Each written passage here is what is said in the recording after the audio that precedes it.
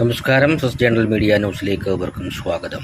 അങ്കണവാടി ജീവനക്കാരുടെ നേതൃത്വത്തിൽ സെക്രട്ടേറിയറ്റ് മുന്നിൽ ഹങ്കർ സ്ട്രൈക്ക് സംഘടിപ്പിച്ചു. സർക്കാരുമായി ഉണ്ടാക്കിയ കരാർ ലംഘനത്തിനും വിശ്വാസവഞ്ചനയ്ക്കുമെതിരെ Indian national anganwadi employees federation INTUCയുടെ നേതൃത്വത്തിലാണ് സെക്രട്ടേറിയറ്റിനിടയിൽ പ്രതിഷേധ സൂചകമായി ഹങ്കർ സ്ട്രൈക്ക് നടത്തിയത്.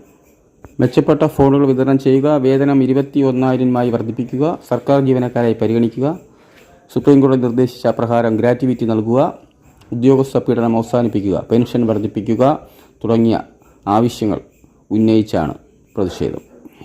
നന്ദിയോട് ജീവകുമാർ സ്വാഗതം പറഞ്ഞ ചടങ്ങിൽ advocate Rees Puthenveettil, Jomon Kulangara, KK Geetha, P Sonaj, Anna Abraham, MB Kumar, Joseph Idukki, Mercy John, Vimala O, Ajay Tharayil, Bindu Krishna എന്നിവർ സംസാരിച്ചു.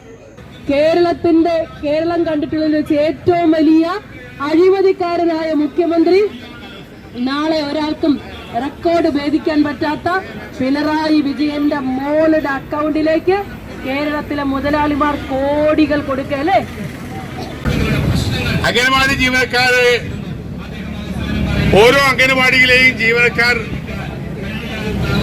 അവിടെ പച്ചക്കറി വാങ്ങുന്നതിന്, അരി വാങ്ങുന്നതിന്, ഗ്യാസ് വാങ്ങുന്നതിന്, ഇലക്ട്രിസിറ്റി ബില്ല്, അംഗനവാടിയുടെ വാടക, വാട്ടർ ബില്ല്,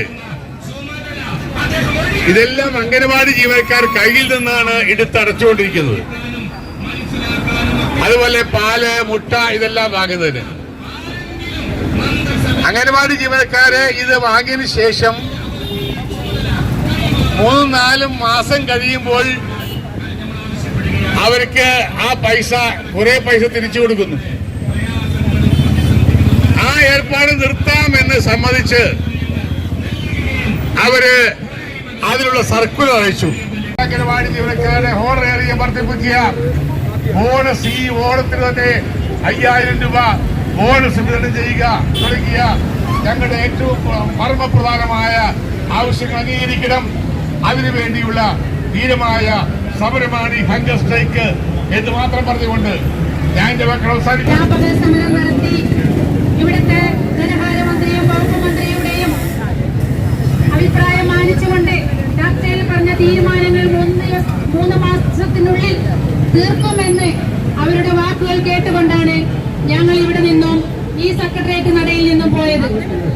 പക്ഷെ 4 മാസം കഴിഞ്ഞിട്ട് അതിനുവേണ്ടി ഒരു കമ്മിറ്റിയെ നിയമിക്കുവാനോ അതിനൊരു പരിഹാരം കാണുവാനോ നമ്മുടെ ബന്ധപ്പെട്ട മന്ത്രിമാർ ശ്രമിച്ചില്ല എന്നുള്ളത് ദുഃഖകരമാണ്. ഞങ്ങൾ വനിതാ ജീവനക്കാർ ജോലി ചെയ്യുന്ന ഈ മേഖലയെ ഇത്രത്തോളം തരം താഴ്ത്തുന്ന ഒരു സർക്കാർ വേറെ ഉണ്ടോയെന്ന് ചോദിച്ചാൽ ഇല്ല. ഇതിനു മുൻപ് ഞങ്ങൾക്ക് എന്തെങ്കിലും ഒരു ആനുകൂല്യം കിട്ടിയത് ഉമ്മൻചാണ്ടി സാർ മരിച്ചപ്പോഴാണ്. അന്ന് നമ്മുടെ MK മുനീർ സാമൂഹ്യക്ഷേമ വകുപ്പ് മന്ത്രിയായപ്പോൾ 5,000 രൂപ ഞങ്ങൾക്ക് വർദ്ധിപ്പിച്ചു തന്നു. ഇത്രയും ഞങ്ങൾ കഷ്ടപ്പാടുകൾ അനുഭവിക്കുന്ന ഒരു വിഭാഗമുണ്ടോ എന്ന് ചോദിച്ചാൽ ഇല്ല. കാരണം ഇന്ന് ഏത് മേഖലയിലും മിനിമം വേതനം എന്നുള്ളത് കോടതിയുടെ ഒരു ഉത്തരവ് തന്നെയാണ്. അസംഘടിത തൊഴിലാളി മേഖലകളിൽ ജോലി ചെയ്യുന്നവർക്ക് മിനിമം വേതനം കിട്ടണമെന്നുള്ളത് അതുപോലും തരാതെ ഞങ്ങളെ ഇങ്ങനെ ഇട്ട് ഭീഷണിപ്പെടുത്തിക്കൊണ്ടാണ് ഓരോ ദിവസവും ഞങ്ങൾ ജീവിക്കുന്നത്.